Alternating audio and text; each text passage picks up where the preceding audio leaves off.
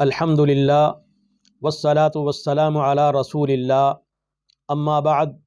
فاعوذ باللہ من الشیطان الرجیم بسم اللہ الرحمن الرحیم النبی اولی بالمؤمنین من انفسہم سورۃ الاحزاب کی آیت نمبر 6 کا ایک حصہ۔ اس میں اللہ تعالیٰ فرماتے ہیں کہ نبی علیہ الصلوۃ والسلام کی ذات مومنین کے لیے اپنی جانوں سے بھی بڑھ کر ہے۔ صحیح بخاری میں حدیث نمبر 4418 4418 نبی علیہ الصلوۃ والسلام جب جنگ تبوک کے لیے گئے تو صحابہ کرام ساتھ نکلے۔ ان میں مشہور واقعہ مشہور قصہ کہ 3 صحابہ کرام وہ ساتھ نہ جا سکے، ان کا کوئی عذر بھی نہیں تھا، سواری بھی موجود تھی، صحت بھی موجود تھی، وسائل بھی موجود تھے، لیکن رہتے رہتے رہ گئے کہ چلو قافلہ آج نکلا ہے، ہمارے پاس سواریاں موجود ہیں، کل چلے جائیں گے، اگلے دن چلیں گے، پھر قافلے کو مل جائیں گے۔ کرتے کرتے قافلہ آگے بڑھ گیا۔ نبی علیہ الصلوۃ والسلام جب واپس تشریف لائے تو آ کے اپنا عذر بیان کرنے والوں نے بیان کر دیا، تو ان میں حضرت کعب ابن مالک رضی اللہ تعالی عنہ اور ان کے 2 ساتھی، انہوں نے کہا کہ حضور کوئی بھی عذر نہیں ہے، کوئی بھی وجہ نہیں ہے، ہمیں جانا چاہیے تھا، سستی ہو گئی، غلطی ہو گئی۔ تو مشہور واقعہ کہ نبی علیہ الصلوۃ والسلام نے فرمایا کہ ان کے ساتھ بائیکاٹ کر دیا جائے، بول چال بند کر دیا جائے، اور 40 دن تک ان کے ساتھ ہم کلامی بند رہی، بات چیت بند رہی، بائیکاٹ رہا۔ تو اس دوران یہ واقعہ، اس کی خبر دائیں بائیں بھی پہنچی، تو غسان کے بادشاہ نے حضرت کعب ابن مالک رضی اللہ تعالی عنہ انہیں خط بھیجا، اور اس میں یہ لکھا کہ فَإِنَّهُ قَدْ بَلَغَنِي، مجھے یہ بات پہنچی ہے کہ أَنَّ صَاحِبَكَ قَدْ جَفَاكَ، کہ آپ کے ساتھی نے، آپ کے نبی نے آپ کے ساتھ یہ بڑی سختی کر دی ہے، تو آپ ایسے کریں کہ ہمارے پاس آ جائیں، ہم آپ کو اعلیٰ عہدہ دیتے ہیں، ہم آپ کی عزت و تکریم کرتے ہیں۔ تو حضرت کعب ابن مالک رضی اللہ تعالی عنہ وہ تو پہلے ہی پریشان تھے، پہلے ہی اپنے گناہوں اور غلطیوں کی وجہ سے پشیمان تھے، پریشان تھے، رو رہے تھے۔ پھر سوچا کہ یہ ایک اور امتحان آ گیا ہے، تو انہوں نے اس خط کو جیسے پڑھا ایسے ہی تنور کے اندر پھینک دیا۔ یہ ہوتی ہے نبی علیہ السلام کی محبت، اور انہوں نے نبی علیہ الصلوۃ والسلام کی ذات کو آگے رکھا، دین کو آگے رکھا۔ خواہ وہ غسان کا بادشاہ تھا، وہ کوئی وزارت دیتا، وہ کوئی صدارت دیتا، وہ کوئی بڑا عہدہ دیتا، لیکن ہر چیز کو انہوں نے چھوڑ دیا اور اس کے خط کو ایسے تنور کے اندر پھینک دیا۔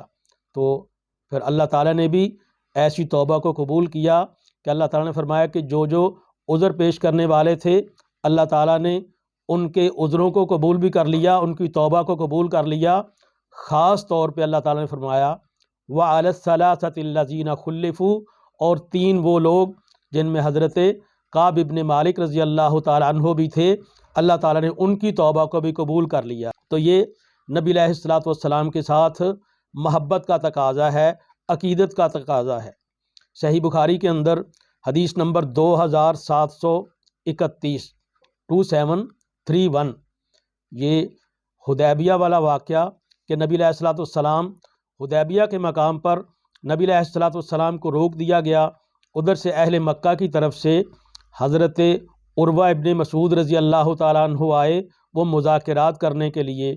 اور اس وقت تو وہ مسلمان نہیں ہوئے تھے۔ تو مذاکرات شروع ہوتے ہیں، اس وقت حضرت عروہ ابن مسعود رضی اللہ تعالیٰ عنہ نبی علیہ الصلوۃ والسلام کی باتیں کرتے کرتے مبارک داڑھی کی طرف ہاتھ لاتے ہیں، تو حضرت مغیرہ ابن شعبہ رضی اللہ تعالیٰ عنہ تلوار کا دستہ مار کے ان کو ہاتھ کو پیچھے کرتے ہیں، اور کہا کہ اخر یادہ کا ان لحیت رسول اللہ صلی اللہ علیہ وسلم، میرے پیارے نبی کی مبارک داڑھی سے اپنے ہاتھ کو پیچھے کر لے۔ تو وہ حضرت عروہ ابن مسعود رضی اللہ تعالیٰ عنہ جب اہل مکہ کے پاس واپس گئے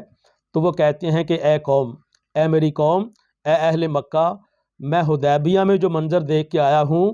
میں نے دنیا کی جو بڑی بڑی اس وقت کی حکومتیں ہیں، سلطنتیں ہیں، میں وہاں بھی گیا ہوں، ان کے بادشاہ کا احترام بھی دیکھا ہے، میں نجاشی کے پاس گیا ہوں، میں کیسر کے پاس گیا ہوں، میں کسریٰ کی حکومت دیکھی ہے، لیکن جو عزت و احترام محمد صلی اللہ علیہ وسلم کے ساتھی اپنے نبی کا احترام کرتے ہیں وہ میں نے کہیں اور نہیں دیکھا۔ نبی علیہ الصلوۃ والسلام کا وہ بہت ہی زیادہ احترام کرتے ہیں۔ تو یہی بات ہمیں قرآن مجید نے سمجھائی ہے کہ النبی اولیٰ بالمؤمنین من انفسہم، کہ اللہ کے نبی علیہ الصلوۃ والسلام کی ذات اہل ایمان کے لیے اپنی جانوں سے بھی بڑھ کر ہے۔ ایک واقعہ آتا ہے، اس میں حضرت خبیب رضی اللہ تعالیٰ عنہ کا بھی ذکر ہے اور حضرت زید ابن داسینہ رضی اللہ تعالیٰ عنہ کا بھی تذکرہ آتا ہے